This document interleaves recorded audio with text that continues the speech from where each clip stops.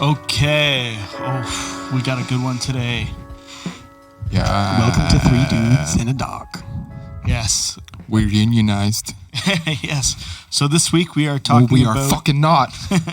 talking about the documentary from Brett Harvey, a Canadian filmmaker. Yes. Called The Union, The Business Behind Getting High. Mm-hmm. And we were lucky enough to have Brett join us. Yes. Fantastic interview. Yes. Super insightful guy. It's just good. a treat to have a Canadian filmmaker as Canadian podcast creators. Yeah. It's also fun to have a fellow Canadian there. We could be like, man, the U.S. is fucked up, right? And he's like, yeah, it is pretty crazy. There was not a whole lot fun. of sympathizing going on. We need to get an American to be like, America's fucked, right? And they're like, yeah, it is. You're like, Where's Joe Rogan? Yeah. One day, Christian. Yeah. He needs to make a documentary first. That's how you only get interviewed on this show. Yeah. The Union Behind Getting High. It's so basically it's about the illegal marijuana. This is before marijuana was legalized. Yeah, like 17 years ago, he said. Yeah, so 2004, 2005 it came out. So this was obviously done before legalization, even in the States. Like I believe Colorado was the first place. Yes. Yeah, I don't think it was that early yet, though. Even. Colorado's only been legal for like a handful of years. Yeah. So it was before that. So this documentary is basically about the illegal marijuana trade in BC. Yeah. I think they said in the documentary it's like a $7 billion business. Yeah. And just how, like, even though it's illegal, it was like kind of globally known. Like you say BC Bud, and like, oh yeah, everyone knows what that is. Yeah. Yeah. I actually I know what BC Bud is, and I did prior to this, but there wasn't actual BC weed down here. I don't think. I think it's just one of those things that it's like criminality. Yeah. Yeah. It's like being like, yo, we got the coke that killed Len Bias, and like, how the fuck are you supposed to know that? Yeah, it's just a marketing ploy.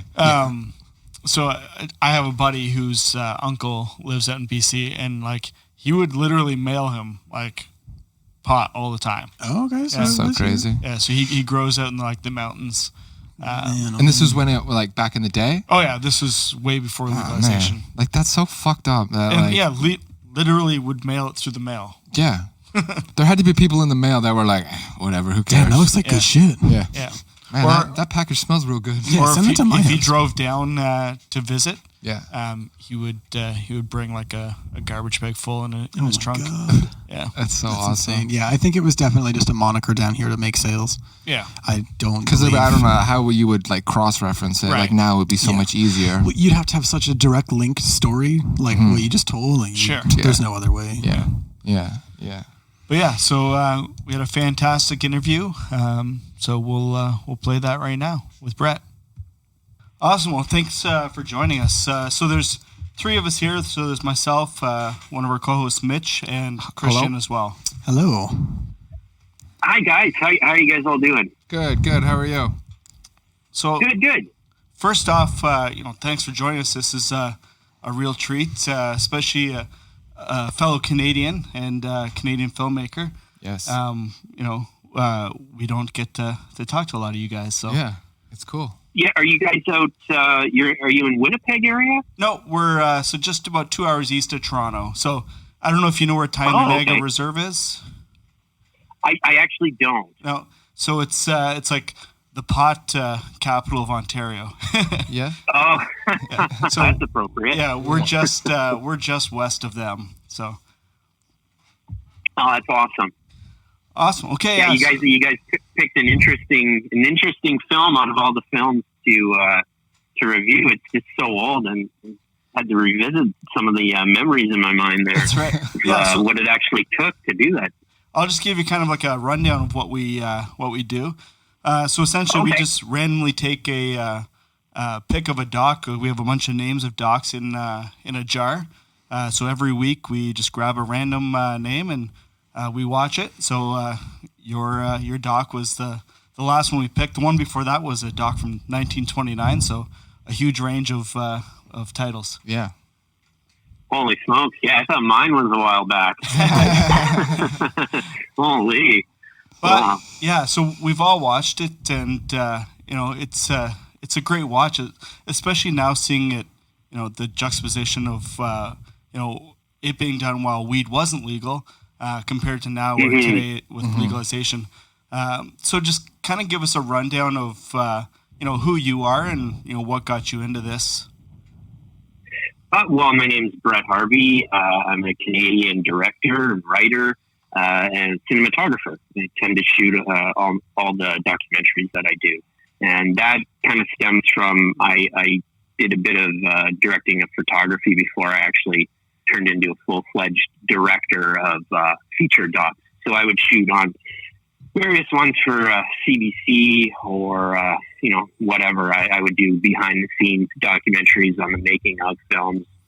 One in particular that ended up being a bigger one was the one we did on Snow Walker, which was up in the north. Right. They were attempting to make a feature film in the middle of the tundra there in the summer, which was a crazy experience with tundra buggies. And what you wouldn't realize is epidemic mosquitoes and various elements, polar bears, various things like that. We had a polar bear run into the shoot one of the days. They had to tranquilize it. And Jesus. yeah, so I started in that kind of area.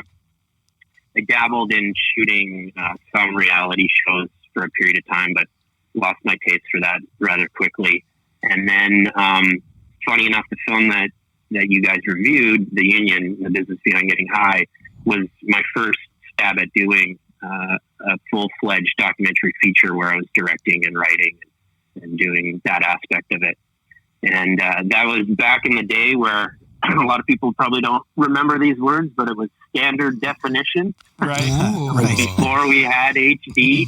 And I actually specifically remember my business partner at the time and we had purchased what we thought was our big long-term camera because HD hadn't actually really hit the scene when we first started shooting that box. We'd spent, roughly $60,000 of our life savings on a full-fledged camera, an SDX.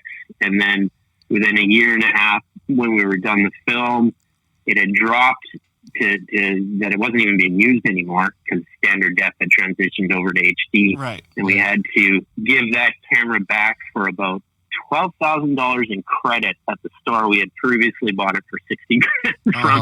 That was within a year and a half. So, word of advice: do not invest in video cameras as a business opportunity. You will not probably do very well. They're about as useful as a car when investing for those purposes. Nice. Yeah. But so the actual film itself, though, Adam Scorgi, who's the producer on it, he was actually a model in New York, and he was moving back to Kelowna at the time because his dad had passed away and he had inherited a nightclub. And when he came back, this was in Kelowna, and at that time, we're talking about, I believe, 2005, maybe 2004 time period. Kelowna was the hotbed of BC, and BC Bud was a very well-known name at that point as far as marijuana, because marijuana was illegal everywhere still, and BC was producing really high-quality marijuana and huge amounts of it. I think in Kelowna alone, they had they'd clocked over 1,000 grow-ops just within that community. Wow. So Adam's friends had all were in the growing industry, so he was kind of at this point where he didn't know if he wanted to get into filmmaking or go the other route, which was pretty lucrative. And rather than doing that, he decided he wanted to do a film about it, and he had never done film before, so he was looking for a director to basically take the reins of that aspect. And he was searching around, and finally he came across me through other directors who I had been shooting their docs for, and I knew that I had wanted to actually get into directing. So, and let's see, you got to remember too, at the time, marijuana was still very taboo. Nobody really wanted to touch it. Yeah. It's at least from the aspect of the approach that we ended up taking with it. And I think Grass, the one where Woody Harrelson is narrating, I think that was really the only well-known doc out at the time. And it was good in its own right, but it had a specific audience. It took kind of more of a, for lack of a better word, a hippie kind of look at it. Mm-hmm. And, but it was still rational and made a lot of sense and opened up a lot of ideas. But so Adam's intention was originally to kind of do an expose on just the underground industry. And then I took it on, and when I started researching and started doing the writing and figuring out how I actually wanted to do the film, I started uncovering this past of how kind of insane the entire drug war was, especially in regards to marijuana of all things. And if you had looked at its history before they had started their war on it, it was even crazier, like how often it was used as medicine. And right. It was, hemp was a big part of it too, where hemp, obviously you've seen it in the film, but hemp, you can't get high from hemp, and it was used for all these resources. But then it got lumped in with marijuana due to the fact that, DuPont and all these various synthetic type things were coming out at that period of time, and they didn't want the competition of the strongest natural fiber on earth to be playing into it. So the government at the time, had become very influenced by that. And so all these things opened up where I was just like, what the hell is going on? And I remember specifically going at him and said, I think this has got to turn into something much more. And if we want to blow this up, we have to open up all these aspects. And that's where basically started going to, former chiefs of police, like people who actually work and whose job it was to put people away, or Harvard professors. We had Dr. Lester Grinspoon at the time. We basically just started going to all these professors of universities in various areas, whether it was political science, sociology, psychiatry, or just straight up medical practitioners. And this greater picture started opening up of, wow, this is kind of absurd. And that took the film to kind of a new level where it was exploring the possibility that maybe we need to actually shift the entire social conscious awareness of how we approach this. So yeah, that's kind of how it started. And then it spiraled. The spiral kind of insinuates it went down. It kind of shot up from there. And, a lot was learned in how to do documentaries, how to gain interviews, how to basically open up avenues in every area from distribution to whatever. Because that documentary, we did that in the basement of a house, that one, with Stephen's parents' house. We still remember when Stephen and I had finished the film and we brought Adam in to watch, and we're all sitting there in chairs in the basement watching it going, hey, this might be something here. So, yeah. And saying that, like all four films that you've directed have, had some critical acclaim to them. Awards won, lots of big film festivals. So you started off on the right foot and kept going. Yeah, and it's interesting because those are all grassroots. The way where we got to with those films, even with Inmate, to some extent, where we got our first deal signed with a studio, but that came after the film was long done. Like we'd still gone through the process of doing film festivals and winning the awards before actually getting signed by that. So, and even the second film, The Culture High, which it built off of The Union. I didn't want to do another film on marijuana at that point. I was kind of done with it. I was like, geez, if people don't get the idea from this first one, like there's not much more I can say at this point. Yeah. But then we just kept getting people writing in going, hey, new stuff's happened. Hey, there's these other people you could talk to. We really want to see number 2. And at the time we were like, okay, well, prove it. Prove it that you guys really want one. And so we did a Kickstarter at the time. Okay. And, we aimed for, I think we needed a gap bridged of about $190,000, something like that. So we put it out there and did the Kickstarter route, and then they blew right through that, and they gave us $240,000. Wow. Beautiful. And, which, at the time was, I believe at the time was for Canada, it broke the record as far as documentaries for Kickstarter. Wow, stuff. I'm sure that's been blown out of the water since then. But at the time, talking quite a few years ago, that was a big deal. Yeah. And then with the culture high, it was through what we had learned with the union, which was basically the quality of the questioning and doing the interviews. When you would get an interview with somebody who was kind of had respect within the community, that would then avalanche into a bunch more interviews, because that person would then recommend you to the other people. And that's Sure. how, I think we started, it was actually Todd McCormick was one of the first ones. And then it was through Todd.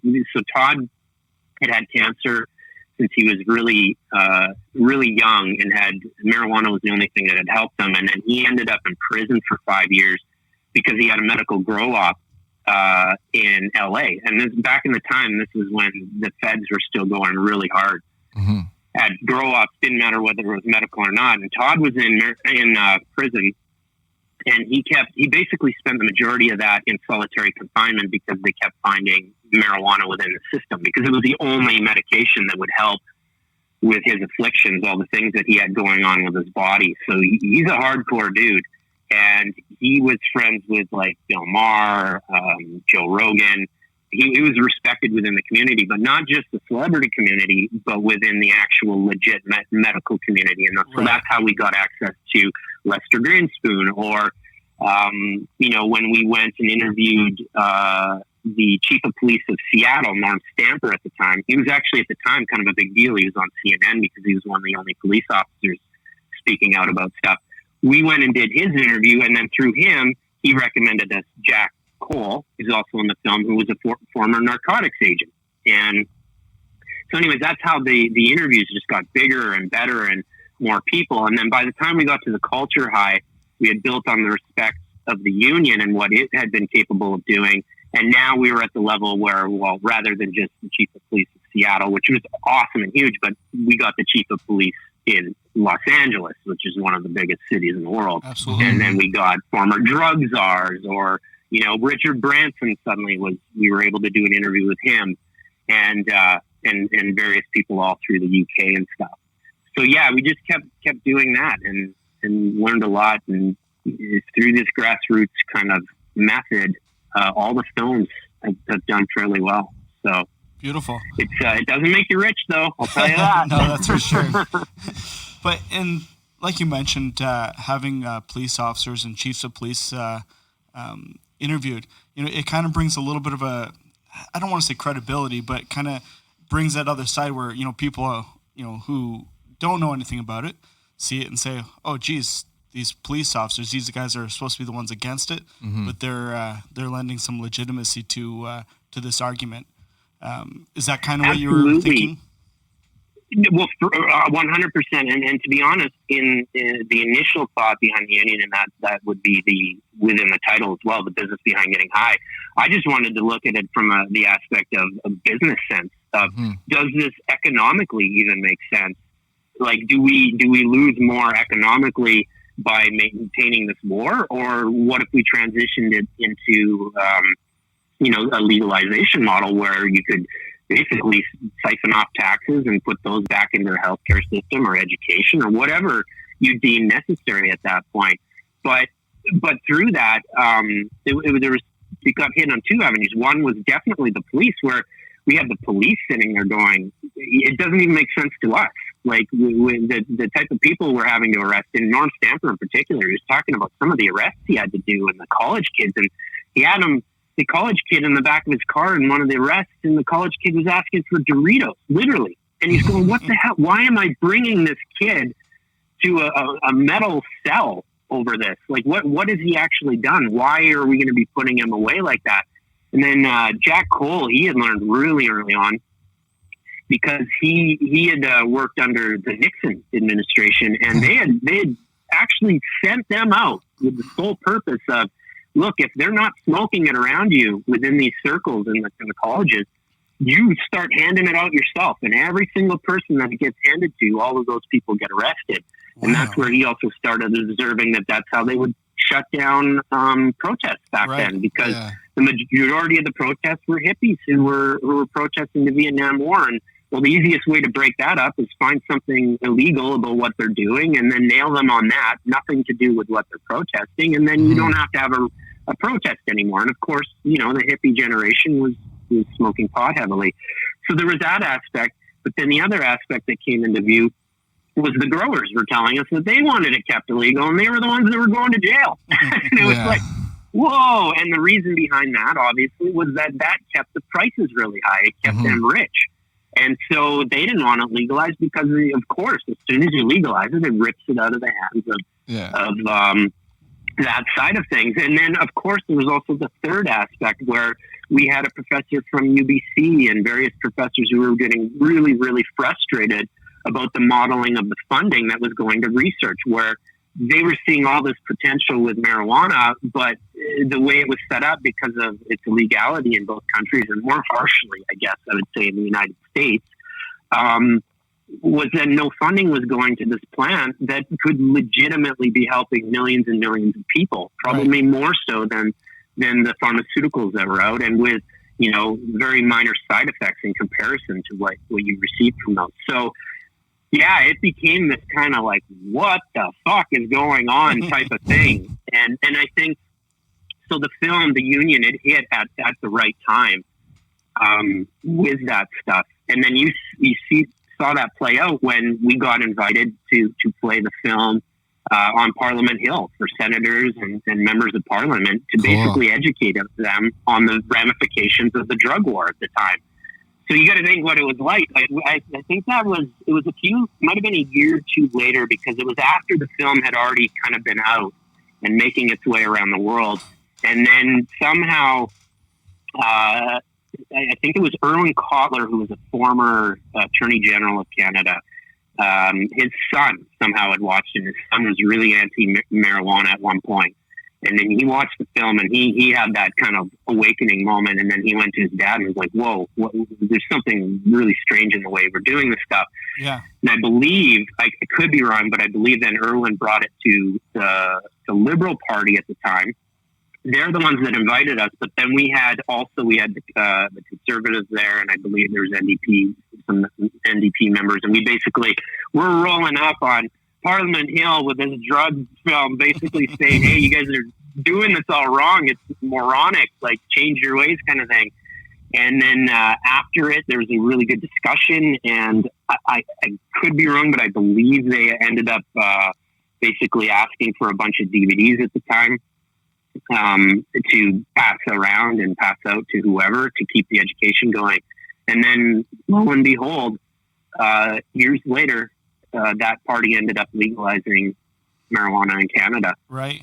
So, it was, I think it was a lot of good timing with that film. Now that actual legalization of marijuana, the film would only be playing a very, small part in that. There was a lot of activists and various people who put their ass on the line, who fought hard to make that happen. So, it's funny.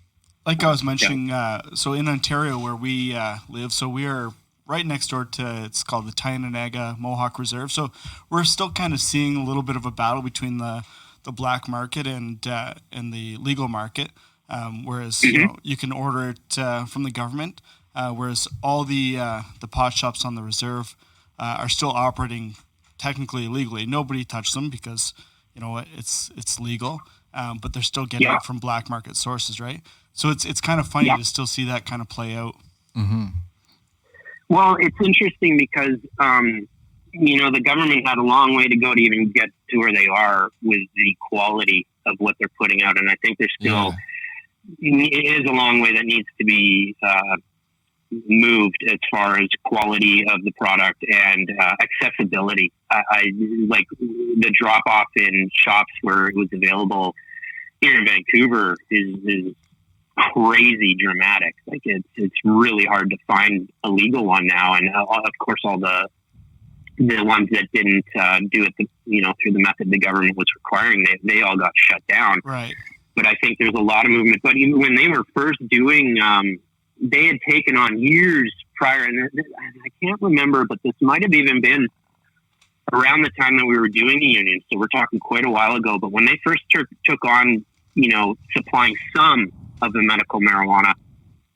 They really didn't know what they were doing at the time. I believe at one point when they first started, they were growing it in a mine shaft somewhere out in the middle of Canada there. Okay. So, if you're growing it in a mine shaft, we're talking about soil that's probably not the best. Right. And on top of that, they didn't even understand the process of the bud versus the stems and stuff, because they were grinding up the entire plant at that point. And so people were smoking What the fuck were they even half of it, more than half of it was basically stem, which is horrible. Like Right. you don't want to be doing that. So, but they've made strides and come a long way, which is great. And will continue to do so.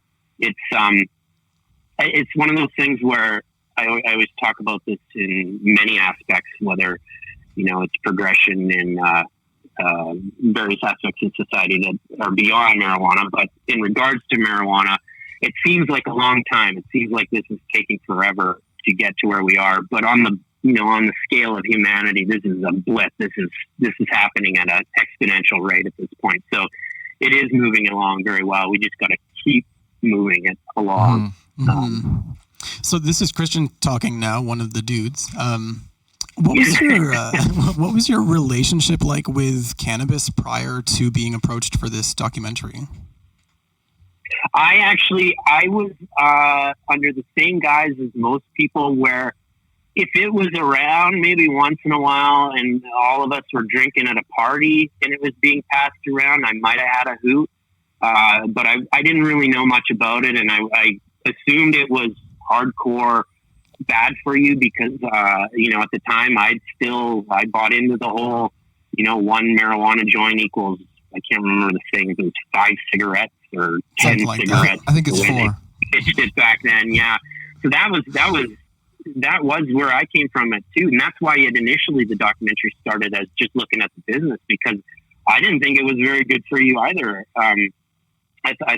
I believed in a lot of the horrific things you had heard as well.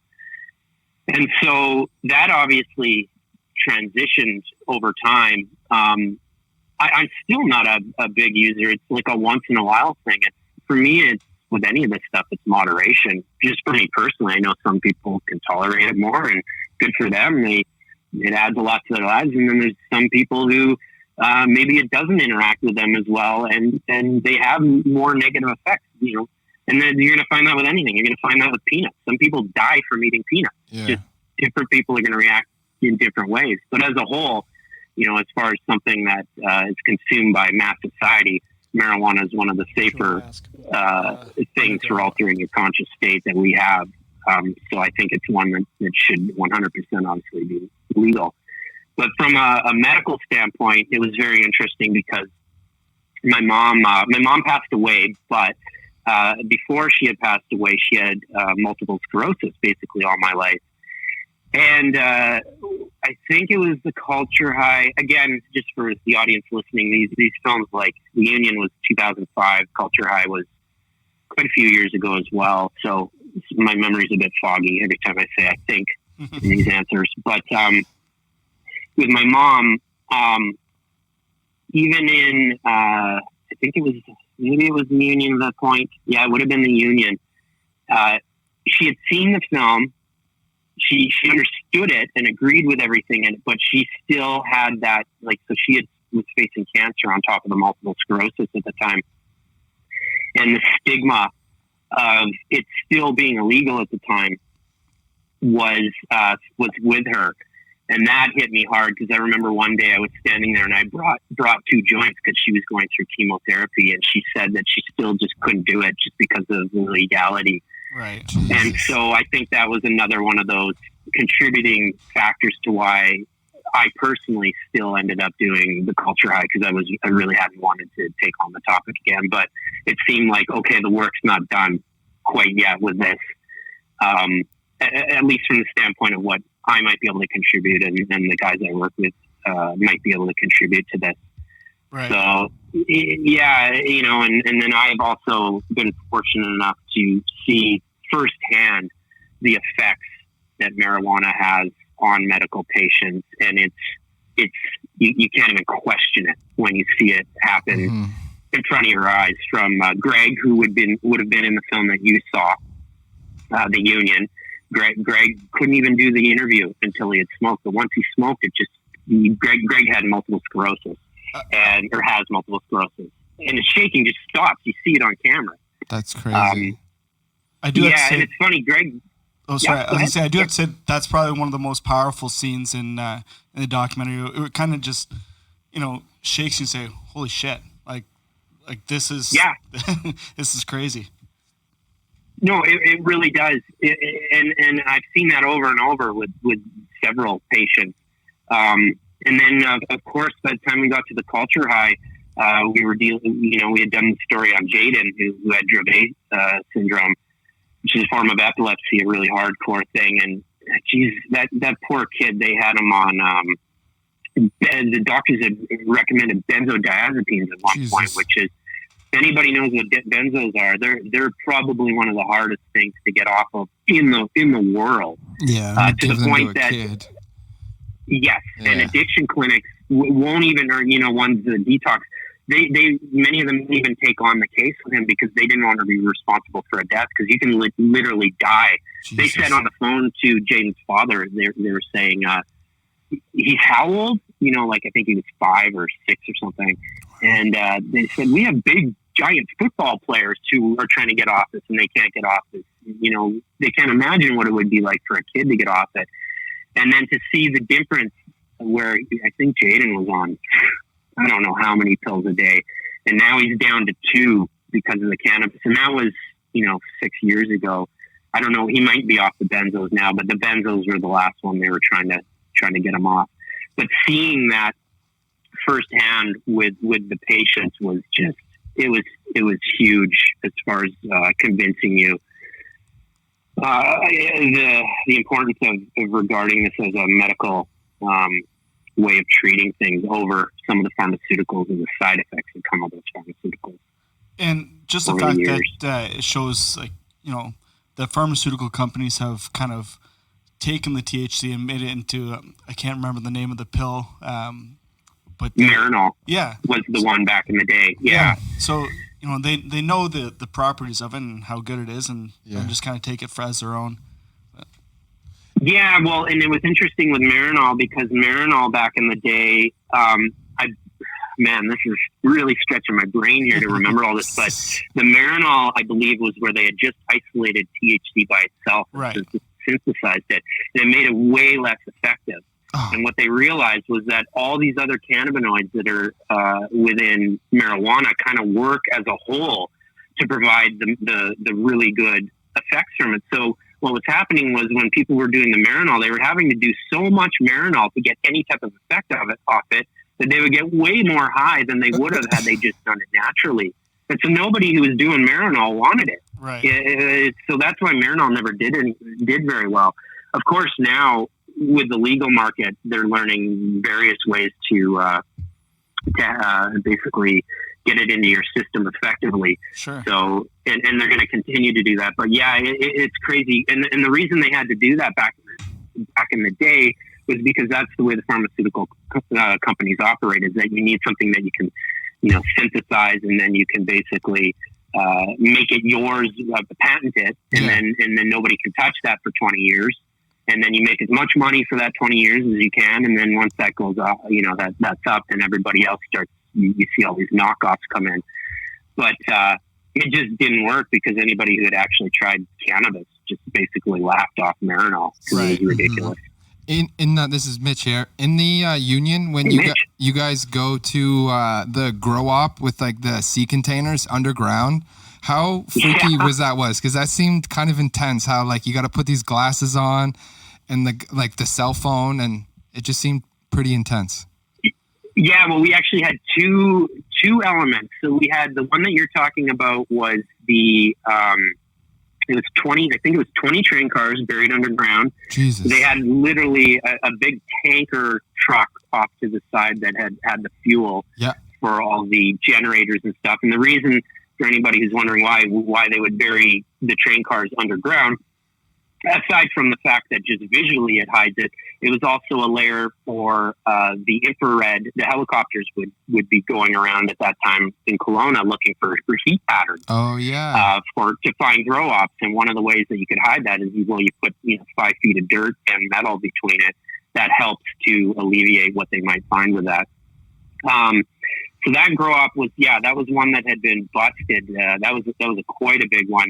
That one we had gained contacts through contacts to get out there. So that one was freaky in the sense of it was just crazy to be going underground into something that hadn't, nobody had been in for quite a while. You could still see the cords that were cut by the police and stuff. And they left the tanks in there because they were just so huge, the water tanks. And that's wild. It kind of looked dingy. Yeah, right. Kind of looked dingy. And we were literally out in the middle of nowhere too. The other one though that you were talking about where we had to put on the glasses and all that one was more sketchy to me because that one was an up and running grow up. Yeah. So that's why we had to wear that stuff then. And it's funny, even those glasses that we had to wear, a lot of the times back then when it was hardcore legal, a lot of the clippers, the people that would go out and basically you'd be harvesting the crop for people, they had to wear those type of sunglasses that we did where you basically tape the inside, but you can't see where you're going when they drive you out there. Mm-hmm. And the reason they did that with the clippers is because they didn't want anybody really knowing where these grow ops were. So then they had applied that method to us when we were going to go out and see their underground grow up in the basement. And the funny thing about that is when you start interviewing that person there, you realize that guy was just some young guy, probably going to college, who just wanted to make a buck and didn't see marijuana as very harmful. He's kind of like you and I, he wasn't a big, hardcore, scary criminal. But it was still, you never know with those things, especially back then. Yeah. What you were getting into. So that one was legitimately a freaky experience, but it was well worth going to get an actual feel for what was probably a 1,000 other of those around there at that time. Yeah, which is wild too, that like logistically, like how the hell do you get that done? Like how do you bury all those train cars and not anyone know or kind of have an idea? Like what are these guys doing over here? Yeah. Right? Yeah, it blew our mind too because you had to have an excavator. For sure you had an excavator. You had to be dragging up train car after train car. Yeah. Yeah. And then I think with that one too, they had to have somebody out there all the time too, because basically you had somebody to watch the thing. And that was the big scary thing about having a grow up back then was the grow rips, where you would get people coming in and they would come in at gunpoint basically and take everything that you'd done. Cause that's how lucrative it was. Yeah. Like a place like that, with the buried train cars, where you're going to have probably millions of dollars over the years come out of that place for marijuana profits. Yeah. And these are genuine investments for people involved as well. This isn't just like a side project, like you mentioned. This is people's genuine financing. This is where they've put all their eggs. So it was back then. And it was back then because, and probably still to an extent today, just not quite as much, but the turnover was so quick on the crops as well. Yeah. Like I could be wrong, but I think you were cropping out roughly every 3 months. Yeah, that sounds about right. Yeah, that's what they said in the doc. So every 3 months, you're looking at 4 times a year. That's huge especially for the numbers you're pulling out of there. So you'll have your investment back within no time on that. It was when by the time we did the culture high as well, we ended up in a legitimate medical marijuana grow at the time for that one. That's where we got a lot of the beauty shots. But that one, it was so lucrative, even though it was legal, that one had to have a bunch of security, and they didn't want anybody to know where it was. Because even though it was still being done licensed through the government, there was a danger of a grow rip just because of how lucrative it was. And of course, in that one, they were growing high end stuff. If you're growing medical grade. Yeah, it's like the West Coast gold rush. There was just train robberies at risk all the time. Yeah, it was back then, and especially for BC, because the majority of it at the time was going down to the States. just because of at least the perceived quality of what it was at the time. It was marketed really well too. You know, as soon as you get that name out there that says BC Bud, and that starts resonating, your prices go up. And so when it became really lucrative to get it down there, BC, that's when the business became, they clocked it in various news articles at the time as being $5 to $7 billion for the industry. And you know, BC doesn't have a huge population. For that to be a legal industry running at that kind of level and those numbers and marijuana, you know, going down there, that was huge at the time. And that's when they were coming up with crazy methods of how to get it over the border. That was the big issue back then. Was, you know, once in a while you'd see an article come out and they had found a tunnel going from one barn to another barn on either side of the border. Or there was stuff that we didn't even get into the film, but there would be like, say you'd have a fishing type boat and you would be dragging along a big batch of marijuana under the water, in essence, kind of in a big sealed thing. And if you got taken in by the Coast Guard, you'd cut the line, and I think it would sink to some extent so that it couldn't be found. And then, you know, whether it was hours later or whatever, something would pop in it and make it float back up to the surface, and they would go find it again. And, you know, just these like insane things. And I think out your way, they might have found a tiny submarine that was going underneath in Lake Ontario, possibly between the states, or I can't remember. There was some stories, like that. And then on the Mexican border with the U.S., there was stories coming out of catapults. I just love how that kind of money you're gonna. Yeah, I just love how innovative they are. That they're like, we can make so much money, but we have to do this, and like they just have brainstorming sessions. So they're like, let's try this, and like, that we just lost $100,000, but oh well, we'll try something else.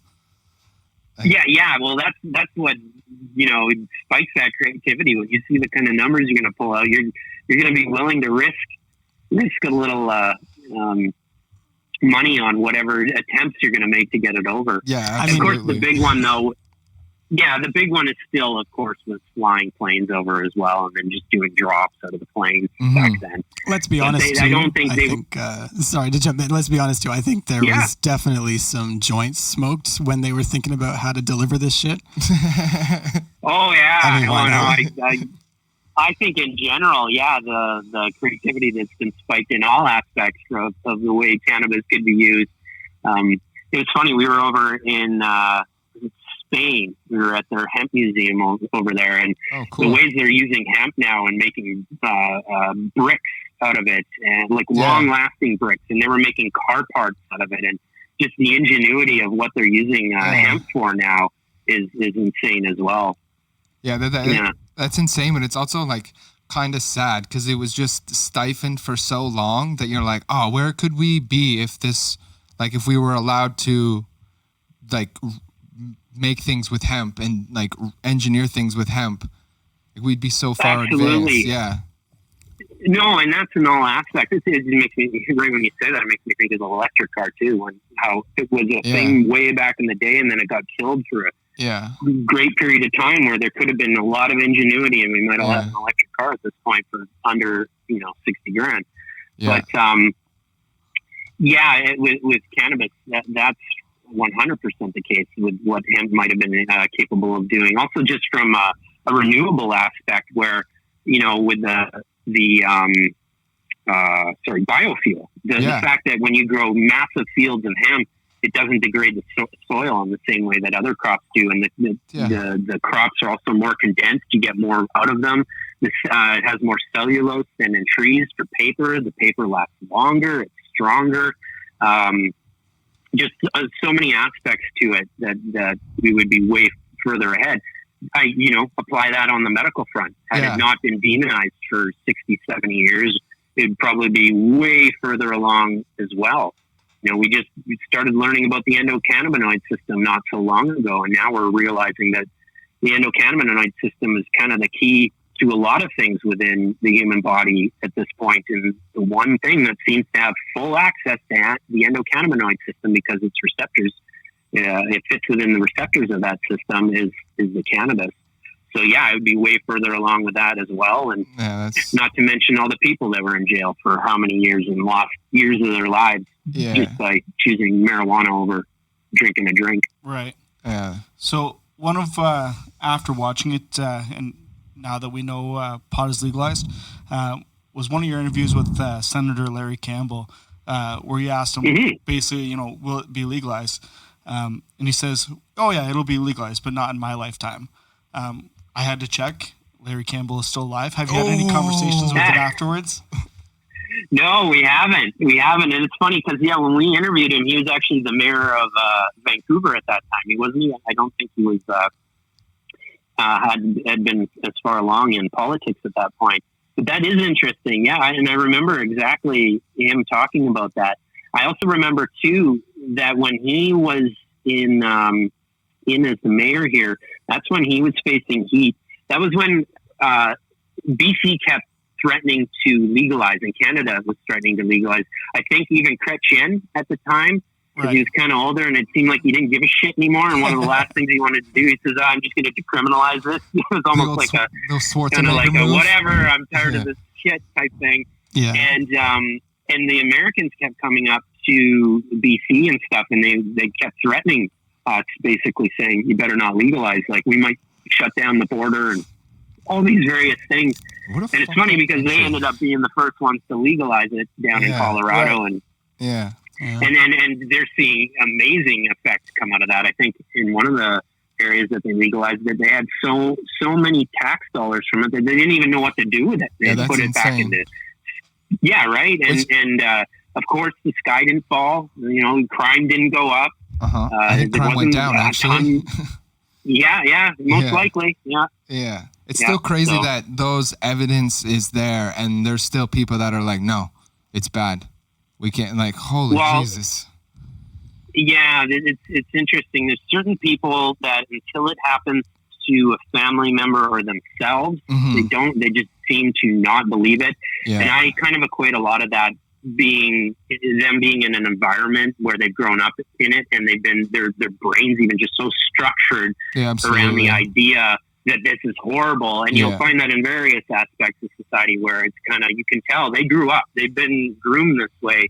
I guess, it's not the best word to use, but they've been processed this way within their environment to think a certain way. And it's really hard for them to get out of that psychology that they're in.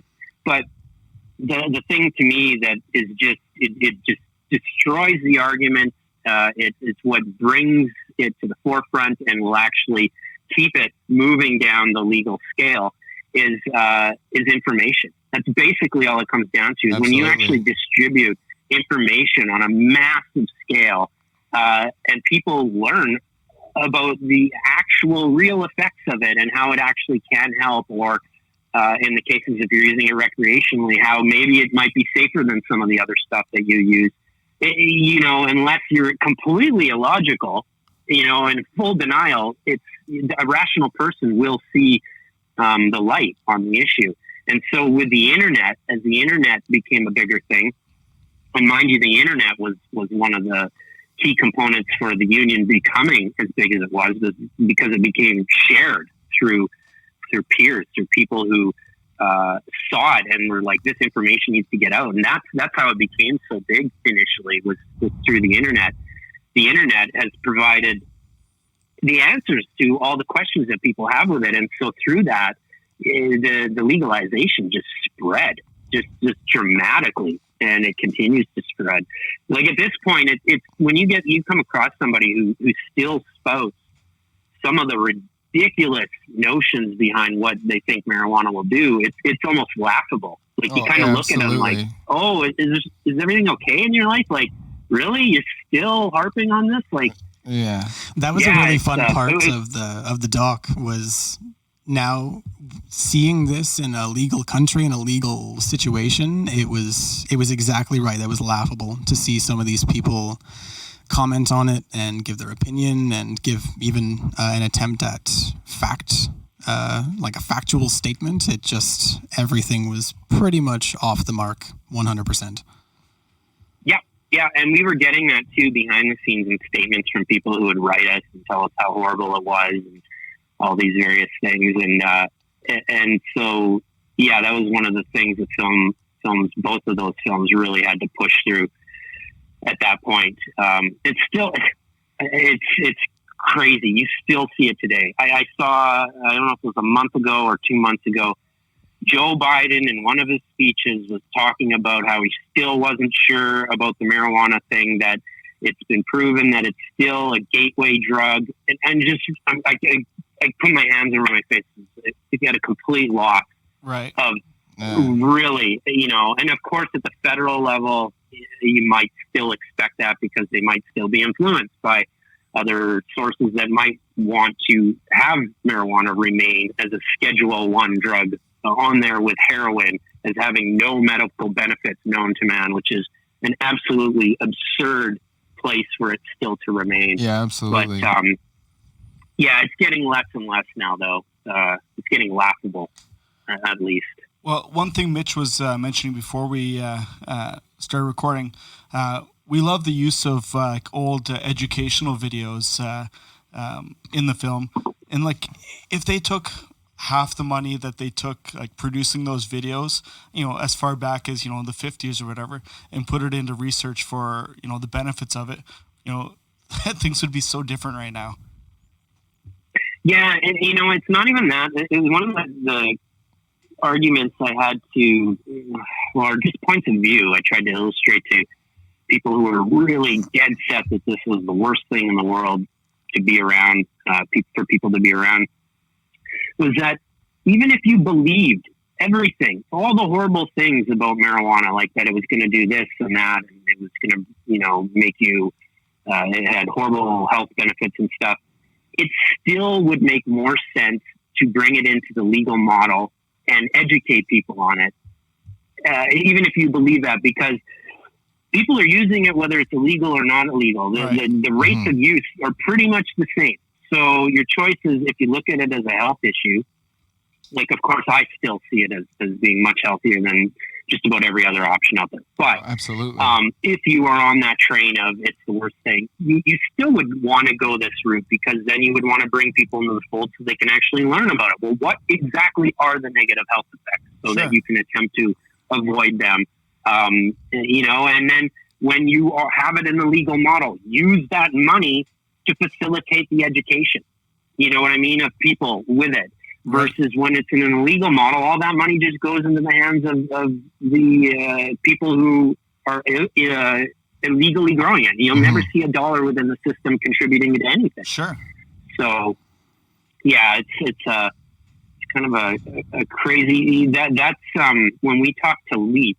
By the time we got to the second film, we started speaking to Leap, which is a huge organization that's growing across the world called Law Enforcement Against Prohibition. And these are high-level police officers from across the world who have not only seen the ramifications of the war on marijuana, but also the ramifications of the war on drugs in general.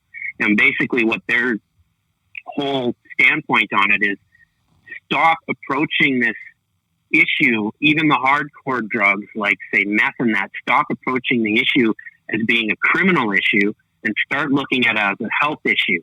That if you change over the model from keeping it illegal, which is, if you're a meth user and you're getting your drugs from a meth dealer, you're going to keep using those drugs and you're going to keep going down that road basically till you kill yourself, because the meth dealer wants you to continue, right? And then none of that money is going to go into any kind of services that would actually help you.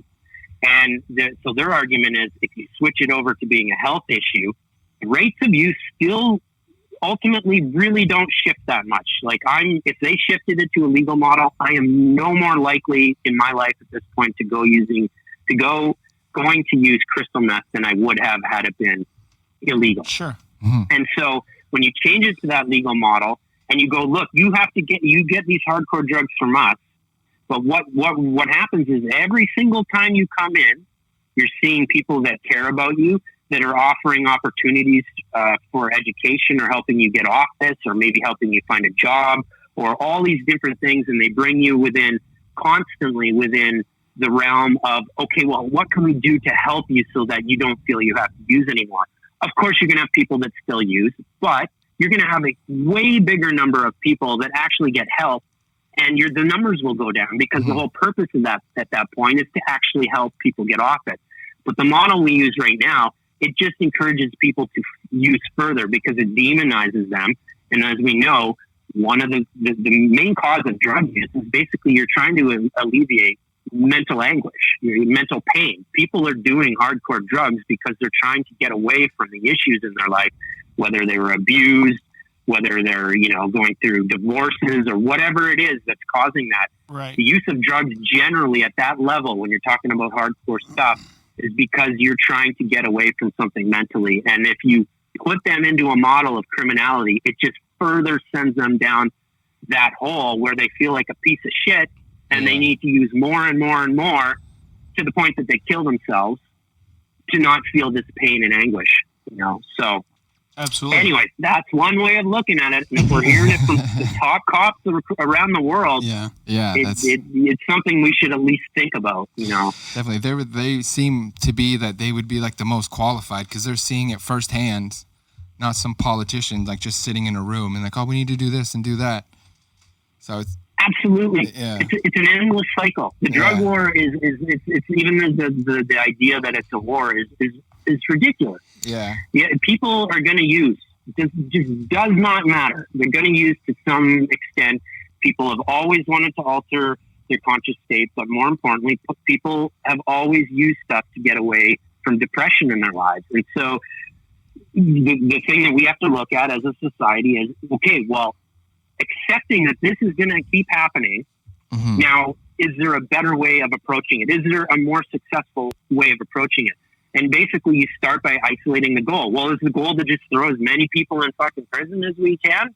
Well, if that's the goal, then we're doing really good. Right. If the goal is to help people and get them off it and actually show some type of empathy within this, because eventually somebody in your family, it'll happen to, I guarantee. Yeah. Then maybe we do need to relook at the model and approach it in a way that will actually come with results that don't have mass carceration on levels that are just unheard of. With the United States, 25% of the world's population, and they have 5%.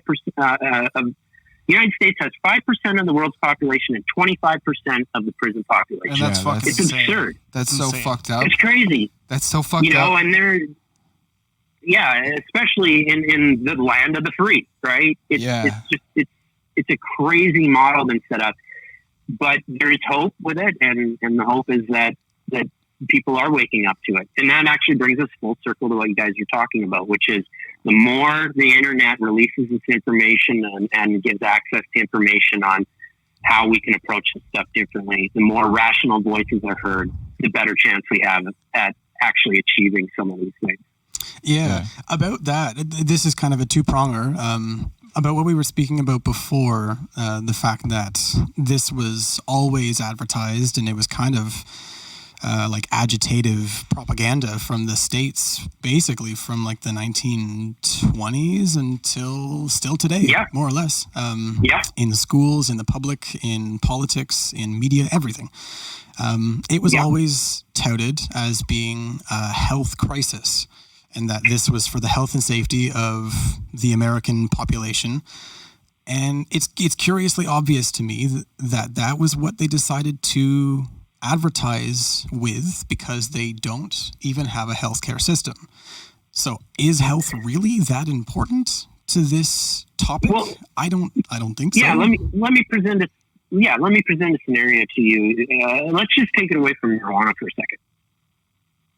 Okay, let's just say you come down with I don't know, anything else. Say you break your leg, or say you get cancer. Say you have some other health issue, some other thing that you are having problems with, or say you just get hardcore depression. If I went to you and said, okay, we think in this scenario, for the issue that you're having, the best case scenario to help you is to put you in a metal cage We're just going to leave you there with other criminals. This is the best way that we think we can help whatever issue is that you're having. Yeah. There's no other thing on earth where that's a rational argument. And so even if you take the hardcore people who are against and they think that, well, you have a real issue because you use marijuana and you're going to have health issues. So to prevent you from having health issues from marijuana, we're going to put you in a metal cage. And that is somehow, which is in essence what a jail cell is. Mm-hmm. We're going to put you in a metal cage, and that is going to be healthier for you than had we just provided you with some education and let you, smoke some weed. They have zero faith in these people. It's such an idiotic stance to take that when you apply it to anything else, it becomes very, very clear. But it was just accepted for so long in that way.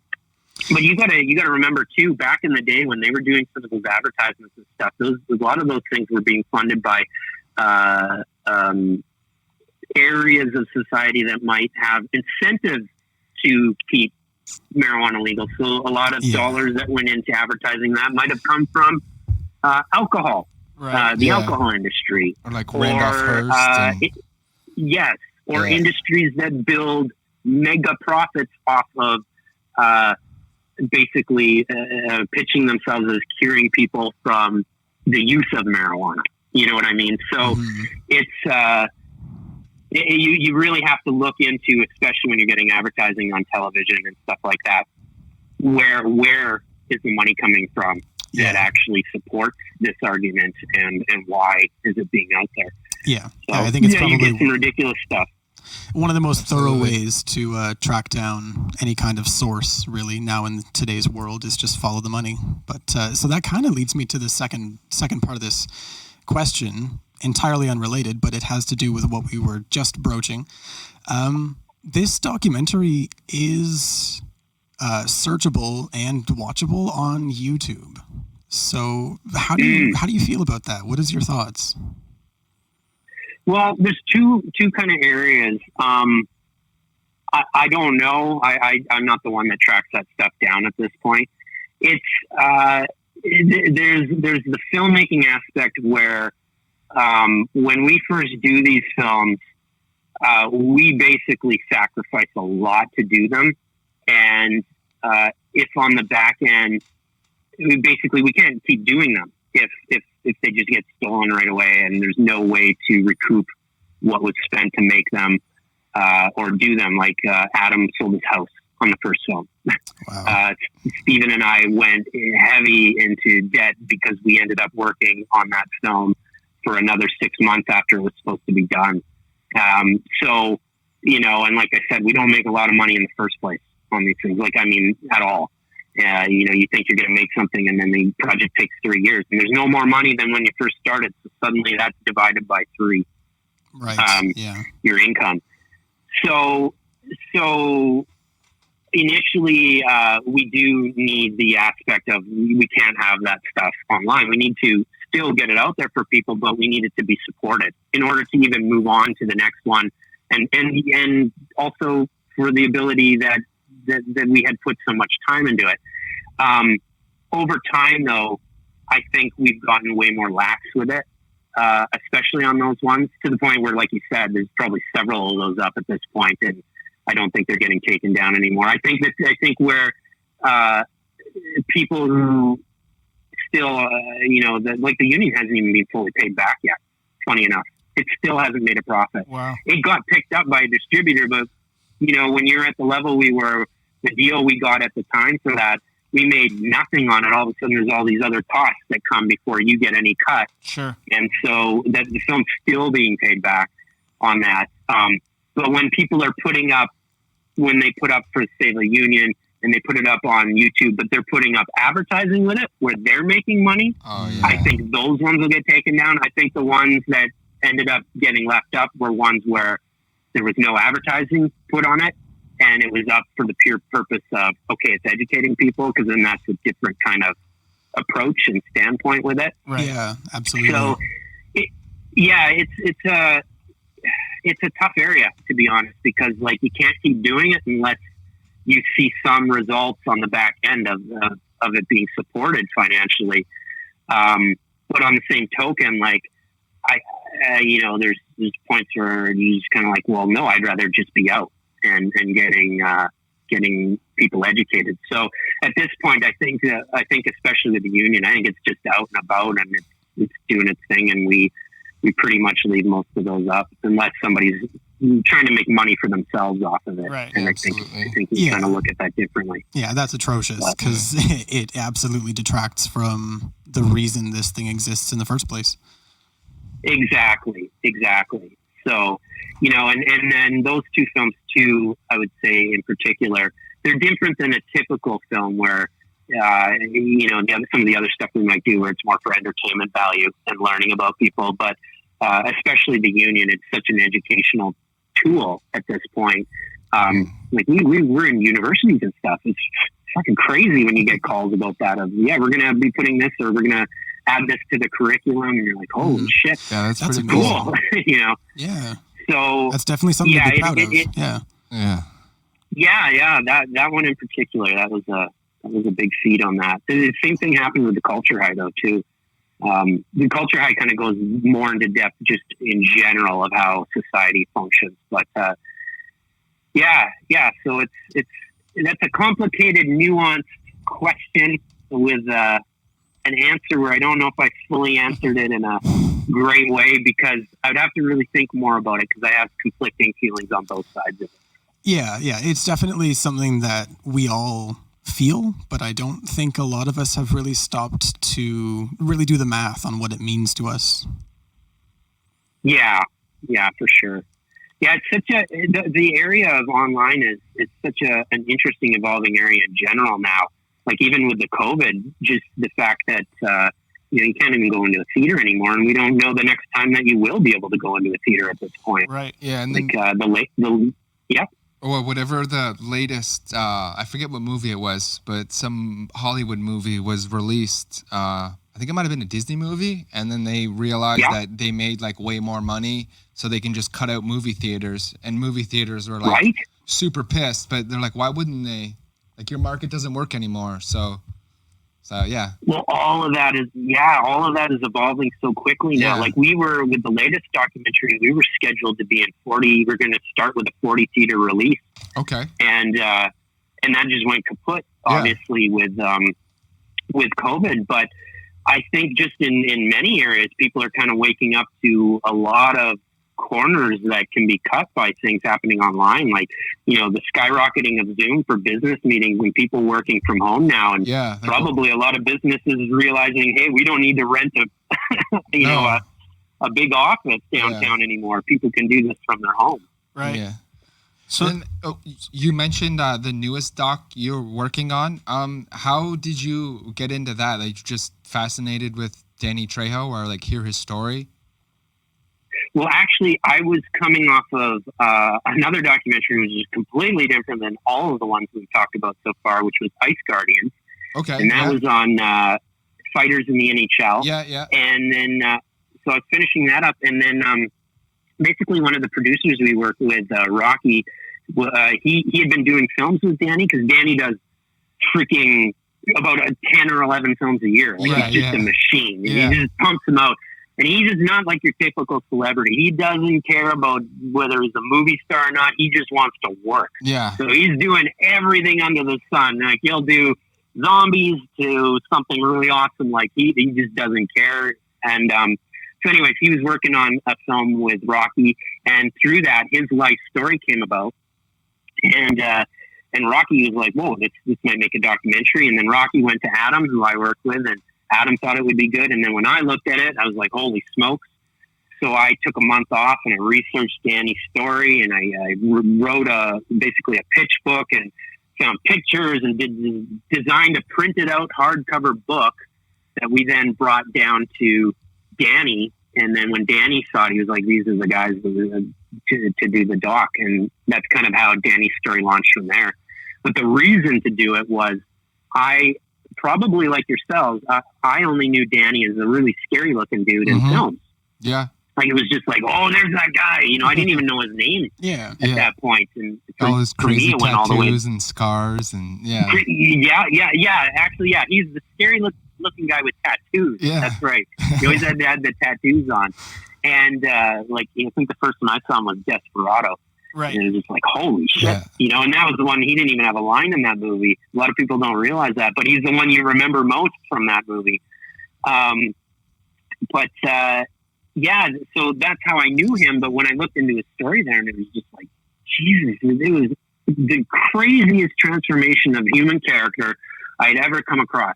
Out of any doc we had done, out of any movie I had watched in my life, it just the depths that he sank to, like crazy depths in criminality, and how he pulled himself out of that to then become the Hollywood basically icon that we all know at this point, where, you know, his face is everywhere. Yeah. He's doing everything, you know. So that's basically how that film started. I got to tell you, Brett, I watched it this afternoon, and incredible.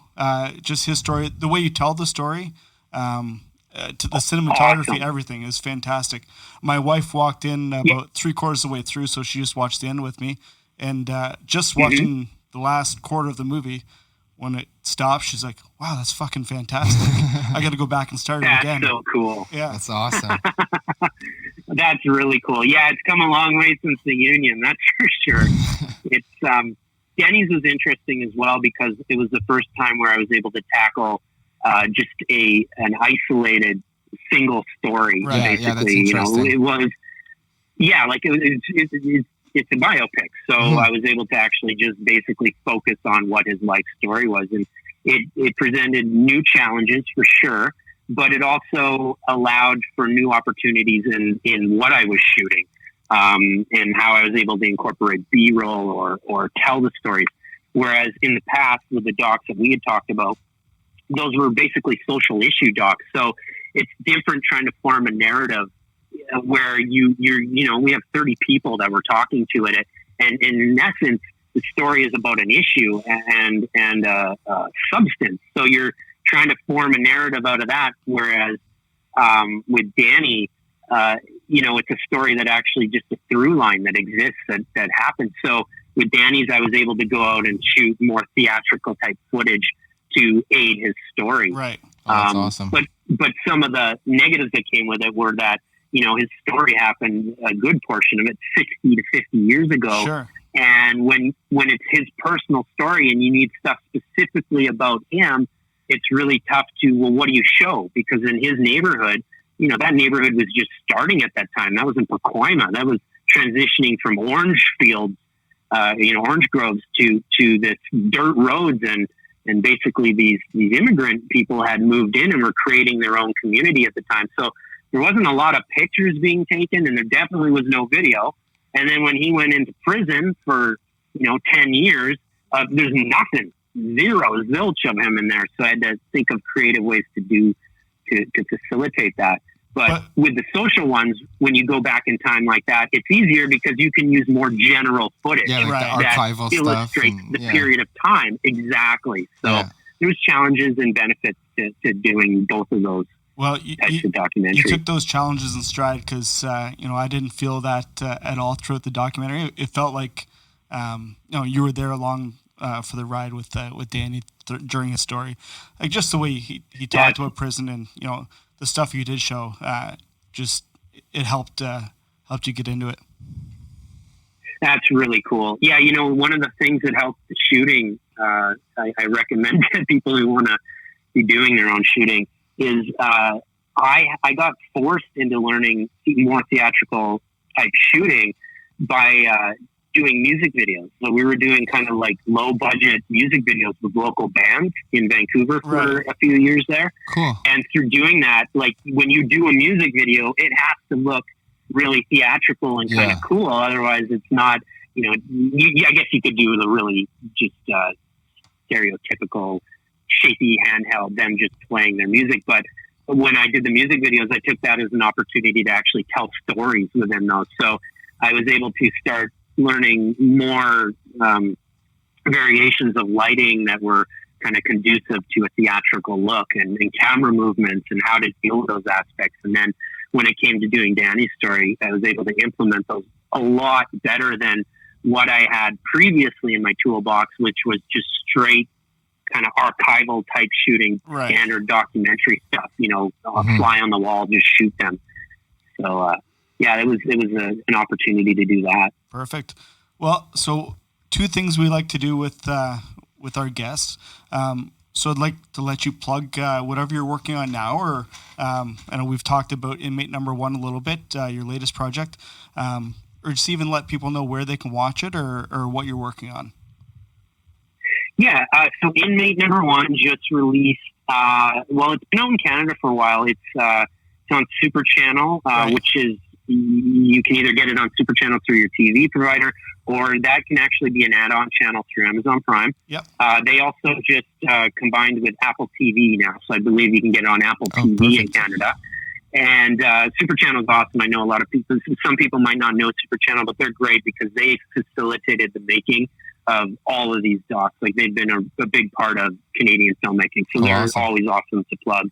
And then outside of that, in the States now, we signed our first big studio thing. So we're on with Universal, and we're on all digital platforms aside from Netflix, basically. So we're in Amazon, Apple, Google Play, all those types of, and a million other ones.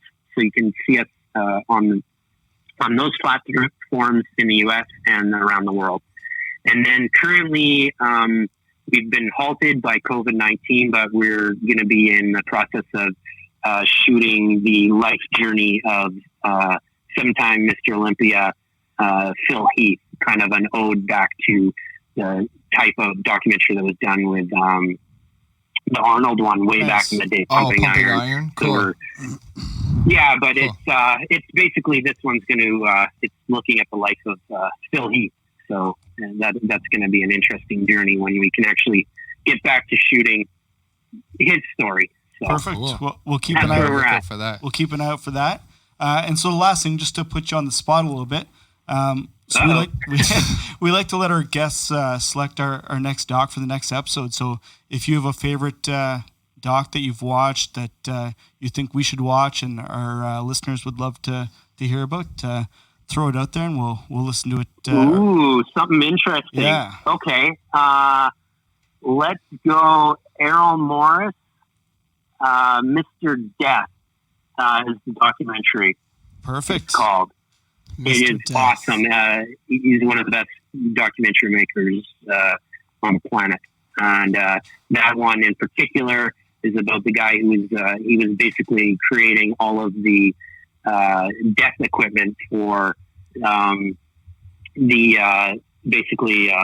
When there was you were given a death sentence, he was figuring out whether it was the electric chair or the chemicals that were used or the hanging of the people. And then what happens is partway, I won't tell you too much, but partway through the story, it takes this insane twist in what this guy becomes involved in, a bigger kind of story. But he opens that guy's a master filmmaker. Well, you'll see. It's interesting. It's an older film, so you might be back in SD again, unfortunately, for their boys. But it's well worth a watch. Perfect. Very good one. That's great. All well, right. we appreciate you joining us. It's a pleasure awesome. To get to talk to you. And like I said, it's always nice to talk to a fellow Canadian who's into filmmaking. Yeah, and thank you guys for supporting Canadian filmmakers and just filmmakers in general. And I can tell, just even from our conversation, I had to look at some of your stuff beforehand. You guys are going to go somewhere with this. You're doing everything right, and you seem like awesome people, and you're doing it for all the right reasons. And I see nothing but success. Probably talk to you again down the road, and you guys will be on a whole new platform and level with what you're doing with us. But it's cool to be there at the start and to see you guys progress with us. We're hoping Appreciate so. it. Thank you very Yes, much. sir. Yeah. Thanks, Brett. Yeah. Okay. Have a great day, guys. Yeah, you Take too. care. Bye. Okay, so that was us talking to Brett Harvey. Great interview. Yeah. Oh, Great guy. Fuck, that was a lot of That fun. was awesome. Great stuff. We just need to have like a Brett Harvey month or something. Oh, I where know, we watch yeah. all of his documentaries. Yeah, I mean, that would work perfectly for a month. We should have done this next week at the beginning of August. Shit. 4 Wow, documentaries, 4 weeks. That's what you get for figuring things out as you record. I know, right? You have production meetings before. Yeah, so Oh, well. Brett touched on a couple other films he's done. So the follow-up to this one, which was The Culture High, basically kind of just an expanded... Yeah, they talked to a lot more celebrities. Yeah. Especially like Snoop Dogg, Wiz Khalifa, Richard Branson. Right. More of Joe Rogan. More... Yeah. I think more other comedians too, but... Yeah. Yeah. So Culture High was an expanded kind of follow-up to this. And like he said in the interview, like he didn't want to make another pot doc. Yeah. But he just had so many people emailing him saying, Yeah. we Because want more. everything's changed. So like there was such a rapid change. And I mean, I think that would still be before legalization. Yeah. So that was building up to that. Yeah. And then Ice Guardians, like I remember, I think I saw a while ago, but it's pretty crazy. Yeah. It's just about enforcers, and it's another thing. I was like, yeah, that's fucking crazy that that's someone's job. Right. Well, so Like, holy fuck. one of the guys profiled in Ice Guardians is Brian McGrattan, who used to play for the Ottawa Senators, which is my favorite team. So yeah, that's another So one. this is like a direct personal link to you. Yeah, that's another one I have to watch. And I think I've heard of it before. Yeah, it's older. Yeah, I knew it's around, but I've never. The image on the front's cool as fuck. It's like I think it might be a drawing, but it's a guy that kind of looks like a gladiator, and he's like looking down at his skates. You're just like, oh, that's fucking crazy. And then, sorry. I was gonna say I don't know if it's in our jar. Ice Guardians. I don't think so. I'm not sure. Or Culture High. I feel like Culture High might be. Yeah. I think I remember seeing that name. I'm but excited to watch that. If one. not, I'll check it up on our list of docs that's in there. And then his newest one is Is Inmate Number 1, which is fucking fantastic. Yeah, that's the Danny Trejo biopic. Yeah. So I mean, We haven't watched it yet, but Tyler has, so yeah. we'll have to check it out. like everyone said, like everybody knows who Danny Trejo is, even if you don't know his name. It's the scary-looking Mexican guy with tattoos that's in every movie or show. Like he's like Breaking Bad. Dude, he's in fucking Spy Kids. Sons of Anarchy. Like, And what the fuck? So I was working at a movie theater when Spy Kids came out, and So it talks about in like after it gets to his like Hollywood years, about how much like for a guy that's not actually classically trained in acting, one of the movies he's in is called Sherry Berry, which is like a full dramatic role. He doesn't play the bad guy; he plays the good guy. It's like, you know, Is it a lead role? yeah, well, yeah, I think, or he's like a supporting actor. Like he's one of the two leads. Damn. So I think The main drive. yeah. One of the main drives, yeah. yeah. Fuck, dude. So it's like a full dramatic where like he's the nice guy trying to help this woman who just got out of prison, has some addiction troubles. It's not like Black Snake Moan where Samuel just chains Brittany Murphy to a radiator. Yeah. That's his rehab. But yeah, he's the one being nice to her and helping her, right? Whereas, you know, every other movie he plays like this badass, like killer, well, in Spy criminal. Kids, he's a good guy, isn't he? Yeah. And so his other movie where he was like number 1 billed, which was Machete, Yeah. like he was the star of it. Yeah. There's a little clip of him interviewed in the documentary where, you know, because that had a ton of good actors. Robert De Niro was in it. Steven Seagal was in it. Michelle Rodriguez, like Jessica Alba. So it had 2 good actors and then Steven Seagal. I mean, but I mean, as far as star power. no, I get what you're saying. Yeah. And he's like, so there's a scene where he kills Steven Seagal, and he says, "I'm the first person to ever kill Steven Seagal in a Oh, movie." fuck yeah. That's awesome. Yeah, That's so sick. But so Robert De Niro's in it, and he says, like, you know, coming from his trailer, and like Robert De Niro's trailer is right beside him, and they come kind of face to face, and all he wants to say is, "Oh, hi, Mr. De Niro, can I get you a coffee or something?" And Robert De Niro looks at him and goes, "You're number 1 billed, like you're the star here," and he's. I should ask just, you, bro. Yeah, just kind of like dumbfounded that he's first billed over. But like, yo, you're De Niro. Yeah, like, over what Robert the De Niro. fuck? Yeah. You imagine if he just like doubled down. He's like, yeah, oh yeah. Taxi Driver sucked. Double, Like, double, oh, bitch. whoa. Coming from a guy who like his first movie role was completely accidental. Like, I'm not gonna ruin the story. You gotta fucking watch it. Dude, it's just so fucked up because like watching something like that or hearing a story like that it somewhat enrages me that someone that had like a decent life that is an actor that is like, oh my God, this acting thing is tough. Or they're an asshole to people. And I'm like, this guy has all the rights to be assholes to everyone. And like, he's the coolest guy ever. Well, and like Brett said, he doesn't care about the fame. Yeah. He still lives in the neighborhood he grew up Yeah. in. Like, what a cool fucking guy. He's probably still friends with kids that he was friends with when he was like. He just wants to work. Like, so in the documentary, has 365 roles on IMDb. Jesus Christ. And in the movie, he talks about how he looked up to John Wayne. And is he going to be Genghis Khan? Because that would be a tight movie. One of his good friends was I'm going to forget his name now. Eddie Bunker. So after Danny Trejo got so many credits to his name, like Eddie Bunker's widow like texted his kids and was like, "Hey guys, have you seen how many credits Danny has to his name? Like, we don't look up to John Wayne anymore. We look up to Danny Trejo, because Danny he's probably a better person too. I think there's a lot of quotes where John Wayne wasn't the nicest guy in the world. But yeah, Danny says that John Wayne was like his idol growing up, and like now, he played Genghis Khan. He's one of the hardest working guys in Hollywood for sure. Yeah. And he seems like the most genuine, nicest guy. Do they talk to his agent? Like he's had the same agent for a long time? No, or I feel like anyone that you're in business with, like with him, they're like, oh, we're in this for a long. So the people they interview is Michelle Rodriguez. Okay. She was in Machete with him. Who else? They interview Donald Logue. Okay. Did they interview Quentin Tarantino at all? No. No? So Donald Logue was, I forget the TV. He was on a sitcom. Okay. He was in Sons of Anarchy. He played like a crazy DEA agent, like a ex-DEA agent. Sure, if I... He's in the not new, but Gotham. Okay. The Batman show. He's like, he's Harvey Bullock. Okay. Yeah. But cool. Canadian as well. He was born in Ottawa. Sweet. Who else? They interviewed Cheech Marin. Yeah, cool. He's cool. His bodyguard. Cheech Marin's bodyguard? No, Danny Trejo's bodyguard. Oh, I was like, why would... Who was in prison when he shot one of his first movies. Blood In, Blood Out, in the prison. Wait, he shot it in the prison? Yeah. So it was filmed at San Quentin. And then that's how the bodyguard got... I don't know if that's how he met him, but he was in there when they filmed it. Damn. Yeah. And like Danny Trejo spent time in basically every single prison. For drugs or for like crazy shit? It was like robbery. Like armed robbery. Oh, wow, that's crazy. He didn't get put away for like years because it was violent crime. Yeah.